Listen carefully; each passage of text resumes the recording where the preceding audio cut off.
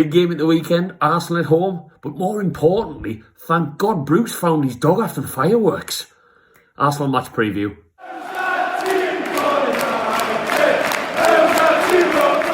Welcome back to Black and White Banter, everyone.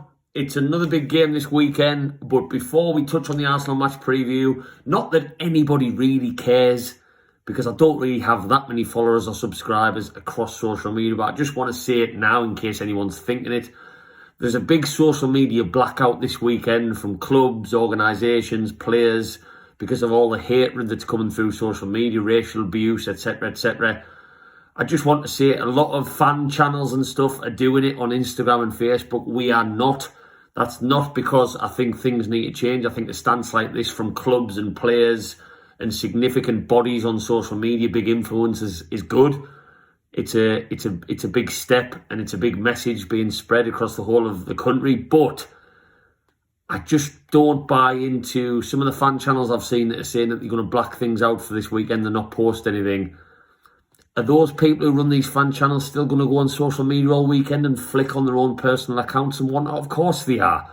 And by us not posting anything this weekend, it's not going to change very much. I'm all for the bigger people, the bigger players who've got, like Newcastle United's official Facebook and Instagram page being shut down. It's a big message because they have hundreds of thousands of followers. For us not to post on Instagram and Facebook this weekend is not going to change very much. That's the only reason we aren't doing it. So I just want to get that one off the chest. Secondly, I finally had a haircut, and pretty much like Newcastle's season, it's an absolute train wreck. Fucking hell. You wait 6 months and you come out looking like this. I look like Edward Scissorhands has had an orgy with me. So, Arsenal at the weekend.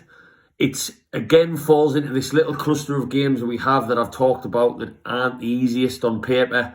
We had West Ham, 3 points, get in. That was a difficult game. Liverpool last week, we all would have bit your hand off for a point.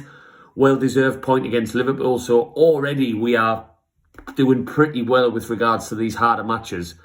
But Arsenal, for me, was always the one that I looked at and thought, we can get something there. If Wilson's back, if Maximin's back. I mean, let's face it.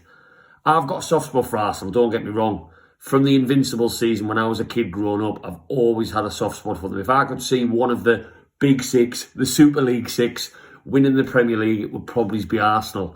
The Henrys, the Pires, the Ljungbergs, just some of the football they played, Bergkamp, it was just so sexy. So I've always had a bit of a soft spot for them in terms of another Premier League club. But let's face it, they are dodgy. They are fucking dodgy. And Arsenal fans would say the same thing to me. I'm sure they would. I think there's something we can get there. They've played in Europe last night against Villarreal. Got beat, may I add. For anyone who doesn't follow the Europa League. And that's not many days to recover and recuperate for this game on a Sunday afternoon. But I certainly think we can get something on Sunday. I'll be a little bit disappointed if we don't bring the game to Arsenal because defensively, I don't think they're great. Attacking wise, yes, they've got some players who on the day can absolutely run rings round us as a football club and as a group of players, but they're just a little bit like this. And one thing I'll say for Arsenal, I know this isn't the Arsenal match preview, but I struggle to know what Arsenal's identity is now. They aren't a club who expects titles, surely. Are they a club that expects Champions League now with all the other big hitters in the league? I don't know. And I'm still unsure. From a neutral's point of view, I'm unsure on Arteta.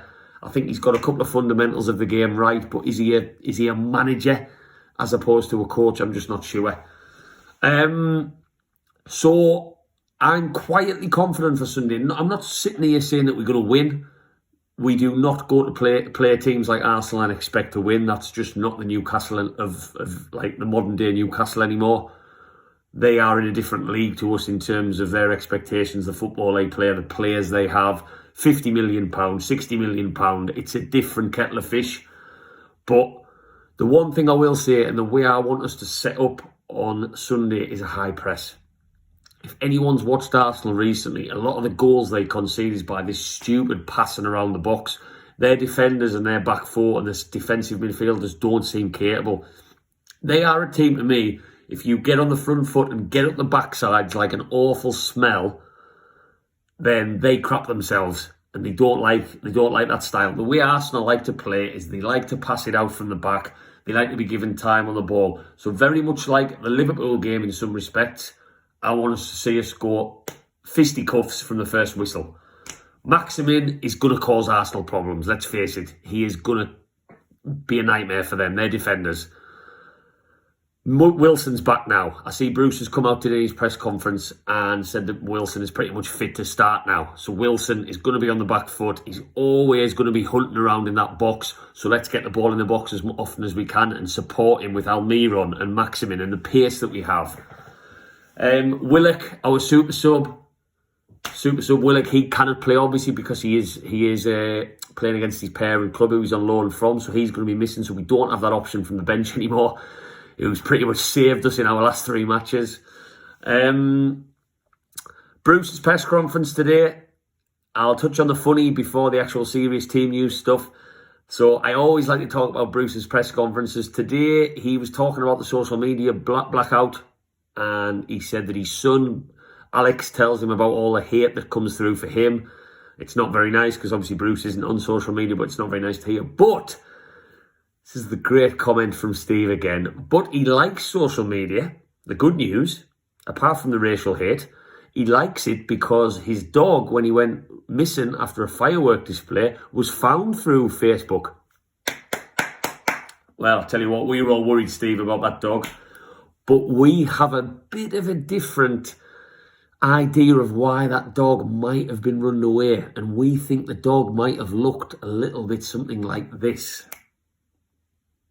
Just saying, if the dog's a Newcastle fan, there might be other reasons he was running away, Steve. Just putting that out there. But Steve, when he got over his, got all of his bollock statements and funny, daft comments out the way, he did say that Shah might be returned to the squad. He obviously played midweek for the under-23s. He came through that okay, so that's a boost for us defensively to have Shah back in the squad. Richie has apparently picked up a knock, and he might be a bit of a doubt. I think it's a groin injury. It must be in training. I don't think he injured himself in the game last weekend, but I could be wrong. So he could be a loss. I've got my own personal opinions on Matt Ritchie, and I've got in a lot of debates with fans on social media about this in the last week or so. I personally don't think Ritchie is a good defender. He got caught out numerous times against West Ham from their right back, and we were lucky not to concede because he was constantly found wanting when it came to marking, and his awareness was all over the place, but we obviously got lucky. Yes, he whipped the ball in for a goal. I'm not doubting that. And again, against Liverpool, yes, it was a hell of a strike from Salah. Bang! The ball was gone before you could even see it. But the build-up to that, I thought Ritchie was sloppy.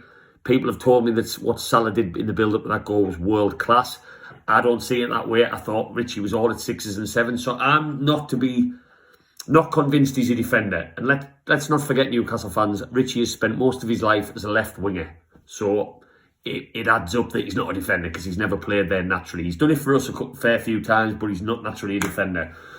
But yes, his presence in the team has helped us to win.